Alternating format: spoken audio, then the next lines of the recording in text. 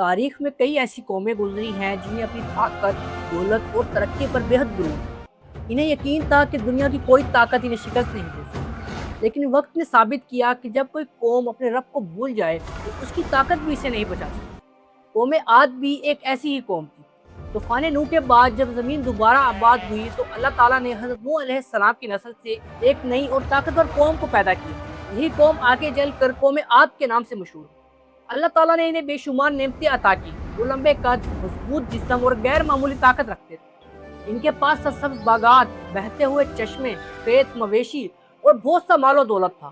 وہ تعمیرات کے ایسے ماہر تھے کہ بلند و بالا ستونوں والے محلات اور عظیم الشان عمارتیں تعمیر کرتے تھے، جن کی مثال اس دور میں کہیں اور نہیں ملتی۔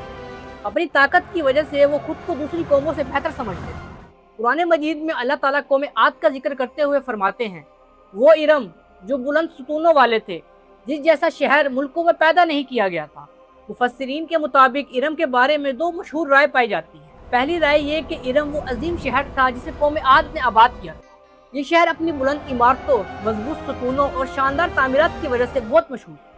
دوسری رائے یہ ہے کہ ارم دراصل قوم عاد کے ایک بزرگ کا نام تھا اور اسی نسبت سے انہیں عاد ارم کہا جاتا ہے۔ البتہ تمام مفسرین اس بات پر متفق ہیں کہ قوم عاد اپنے دور کی نہایت طاقتور، خوشحال اور ترقی یافتہ قوم تھی، اور اس جیسی قوم و شان و شوکت بہت کم قوموں کو حاصل ہوئی۔ لیکن جتنا اللہ نے انہیں نوازا اتنا ہی وہ اپنے رب سے دور ہوتے گئے۔ انہوں نے اللہ کی عبادت چھوڑ دی اور بتوں کو اپنا معبود بنا لیا۔ وہ انہی سے دعائیں مانگتے، انہی کے سامنے جھکتے اور یہی سمجھتے تھے کہ یہی ان کی حفاظت کریں گے۔ آہستہ آہستہ شرک، غرور اور نافرمانی ان کی زندگی کا حصہ بن گئی۔ انہیں اپنی طاقت پر اتنا بھروسہ تھا کہ وہ سمجھتے تھے اب کوئی انہیں نقصان نہیں پہنچا سکتا۔ لیکن اللہ تعالیٰ کسی قوم کو بغیر ہدایت پہنچائے عذاب نہیں دیتا۔ اسی لیے اللہ نے ایک نیک، سچے اور ایمانت دار انسان حضرت ہود علیہ السلام کو نبوت عطا فرمائی، جنہیں اپنی قوم کو توحید کی دعوت دینے اور حق کا راستہ دکھانے کے لیے مبعوث کیا گیا۔ حضرت ہود علیہ السلام کا تعلق عرب کے طاقتور قبیلے عاد سے تھا، جو عمان اور حضر موت کے درمیان واقع ریگستانی علاقے الحقاف میں آباد تھا۔ آپ اپنی قوم کے ایک معزز خاندان سے تعلق رکھتے تھے۔ قرآن مجید میں حضرت ہود علیہ السلام کا ذکر کئی مقامات پر آیا ہے، جبکہ ایک مکمل سورت ہود بھی آپ کے نام سے منسوب ہے۔ حضرت ہود نے نبوت ملنے کے بعد سب سے پہلے اپنی قوم کو ایک ہی بات سمجھائی۔ انہوں نے کہا کہ تمہیں جس نے پیدا کیا، نعمتیں دی اور زمین میں عزت عطا کی، عبادت بھی صرف اسی کی ہونی چاہیے۔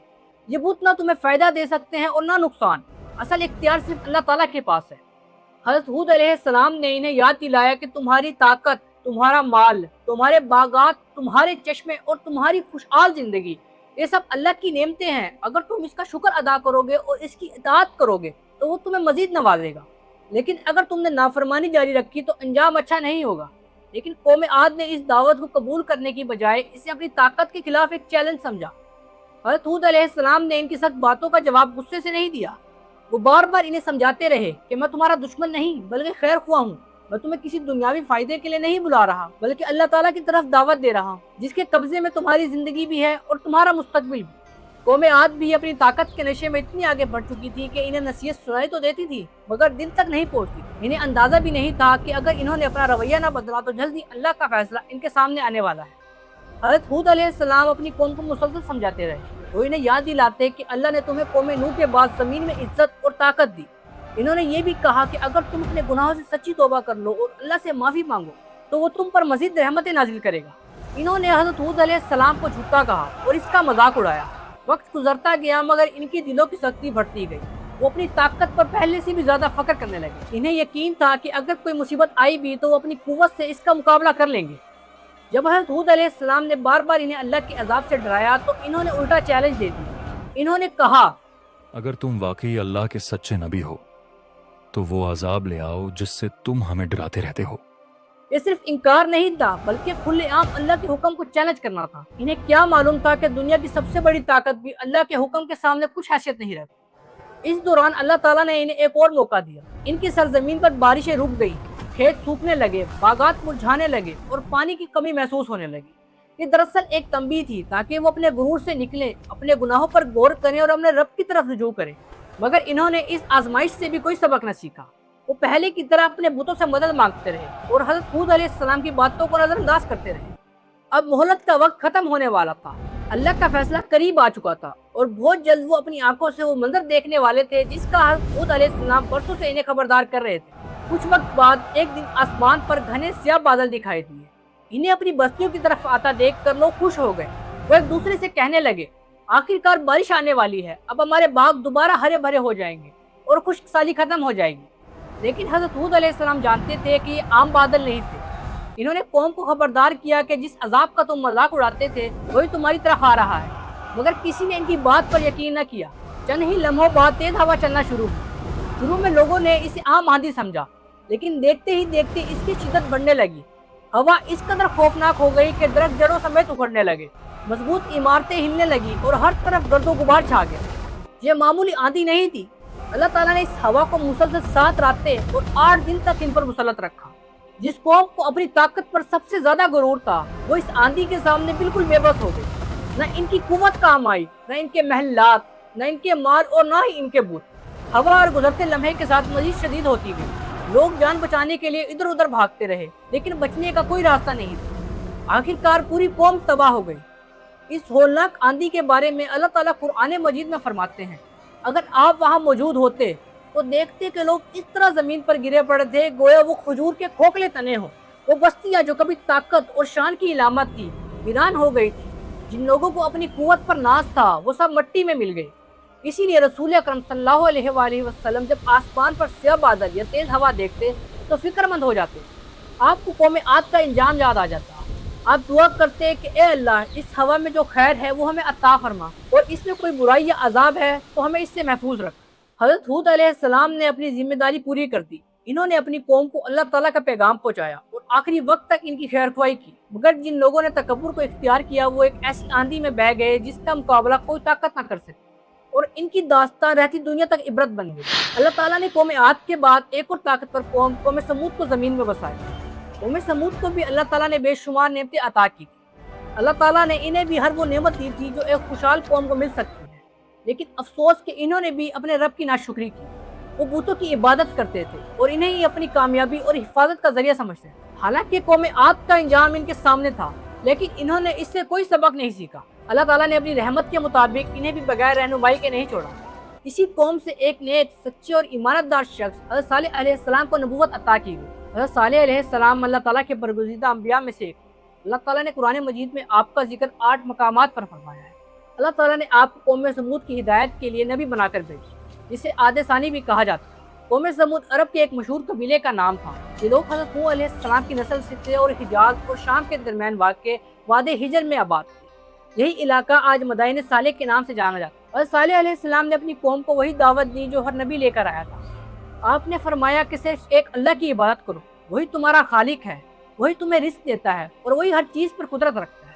یہ بت نہ سن سکتے ہیں، نہ تمہاری مدد کر سکتے ہیں اور نہ ہی تمہاری تقدیر بدل سکتے ہیں۔ آپ نے انہیں یاد دلایا کہ اللہ تعالیٰ نے تمہیں زمین پر عزت دی، پہاڑوں کو تمہارے لیے مسخر کیا اور بے شمار نعمتوں سے نوازا، اس لیے اس کی نافرمانی چھوڑ دو، اپنے گناہوں سے توبہ کرو اور اس کی طرف لوٹ آؤ۔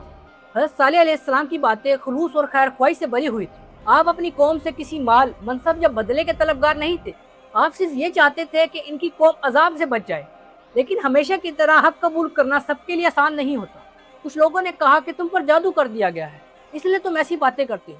کچھ نے یہ دعویٰ کیا کہ اگر ہم تمہاری پیروی کریں گے تو اپنی عزت اور مقام کھو بیٹھیں گے۔ حضرت صالح علیہ السلام نے ان کی ہر بات صبر سے سنی۔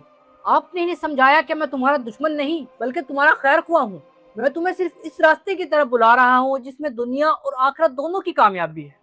کچھ لوگوں نے حضرت صالح علیہ السلام کی بات قبول کر لی اور ایمان لے آئے، لیکن قوم کے زیادہ تر لوگ اپنے آباء و اجداد کے طریقے پر قائم رہے، یہاں تک کہ انہوں نے حضرت صالح علیہ السلام اور ایمان لانے والوں کو منحوس کہنا شروع کر دیا۔ وہ کہتے تھے کہ تم نے ہمیں جب سے یہ دعوت دینے شروع کی ہے ہماری زندگی میں مشکلات بڑھ گئی ہیں۔ کچھ مدت کے بعد جب قوم سمود مسلسل حضرت صالح علیہ السلام کی دعوت کا انکار کرتی رہی تو انہوں نے آپ کے سامنے ایک عجیب مطالبہ رکھ دیا۔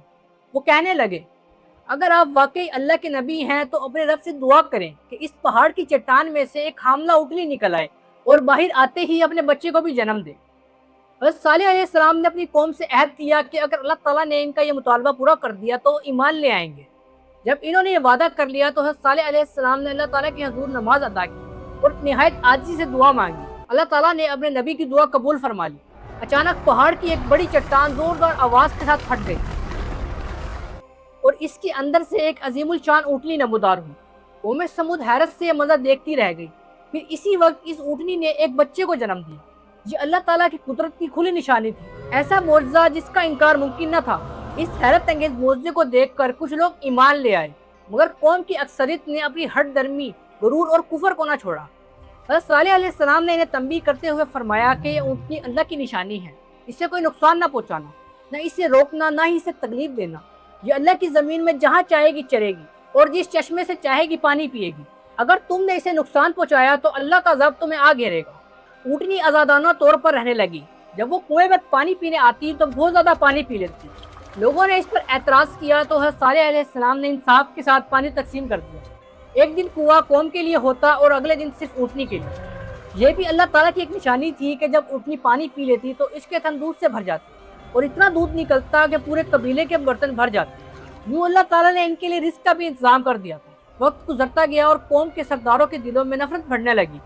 آخر کار انہوں نے فیصلہ کیا اگر اونٹنی کو ختم کر دیا جائے تو پانی بھی ہمارا ہوگا اور صالح علیہ السلام کی نشانی بھی ختم ہو جائے گی۔ قوم کی دو بااثر عورتوں نے اس سازش میں اہم کردار ادا کی۔ انہوں نے چند نوجوانوں کو مال و دولت اور شادی کا لالچ دے کر اونٹنی کو قتل کرنے پر آمادہ کیا۔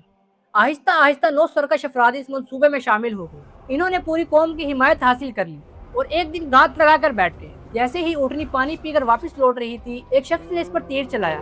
اونٹنی زخمی ہو گئی۔ پھر دوسرا بدبخت شخص آگے بڑھا اور اس نے تلوار کے وار سے اونٹنی کی ٹانگیں کاٹ دی۔ اونٹنی زمین پر گر پڑی اور درد سے بلند آواز نکالی۔ اس کا ننھا بچہ خوفزدہ ہو کر قریب کے پہاڑ کی طرف بھاگا، 3 مرتبہ بلند آواز سے پکارا اور پھر پہاڑ کے اندر غائب ہو گیا۔ اس دوران ایک شخص نے نیزہ مار کر اللہ کی اس نشانی کو شہید کر دیا۔ جب حضرت صالح علیہ السلام کو اس المناک خبر کا علم ہوا تو آپ فوراً وہاں پہنچے۔ اللہ کی نشانی کو خون میں لت پت دیکھ کر آپ کی آنکھوں سے آنسو جاری ہو گئے۔ اب فیصلہ ہو چکا تھا۔ حضرت صالح علیہ السلام نے اپنی قوم سے فرمایا، تم اپنے گھروں میں صرف 3 دن اور فائدہ اٹھا لو۔ یہ ایسا وعدہ ہے جو ہرگز جھوٹا نہیں ہوگا۔ پہلے دن ان کے چہرے زرد ہوئے، دوسرے دن سرخ اور تیسرے دن سیاہ ہو گئے۔ اب انہیں یقین ہو گیا کہ اللہ کا عذاب قریب آ پہنچا ہے۔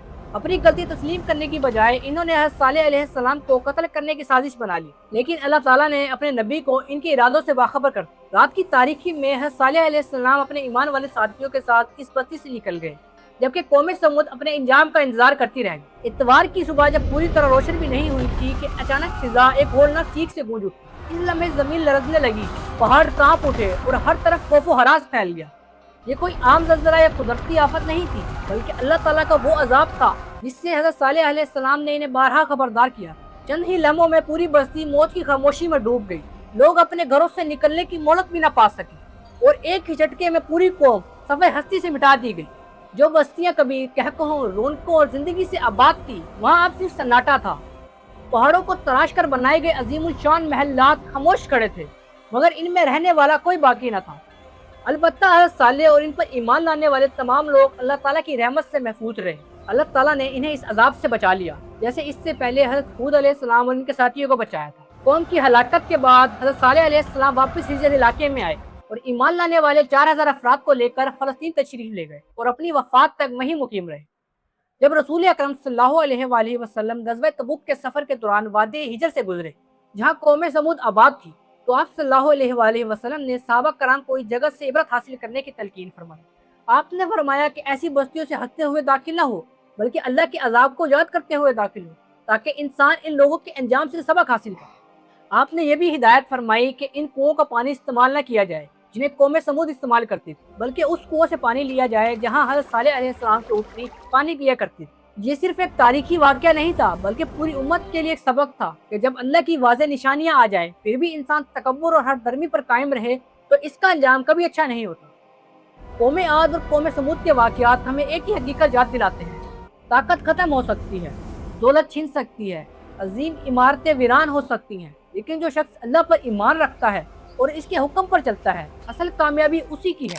ایک ایسے نبی جسے اللہ تعالیٰ نے خلیل اللہ کا لقب عطا فرمایا، جس کی پیدائش سے پہلے ہی اسے قتل کرنے کی سازش کی گئی، جس نے حق کی تلاش میں چاند، سورج اور ستاروں پر غور کیا، جس نے تنہا بتوں کو توڑ دیا، جسے آگ میں پھینک دیا گیا مگر اللہ نے اسے بچا لیا، جس نے اللہ کے حکم پر ہجرت کی، جس نے اپنے اہل خانہ کو ویران وادی میں اللہ کے بھروسے چھوڑ دیا، جس نے اپنے بیٹے کی قربانی کے حکم کے سامنے بھی سر تسلیم خم کر دیا، اور جس نے اللہ کے گھر کعبۃ اللہ کی بنیادیں بلند کی، حضرت ابراہیم علیہ السلام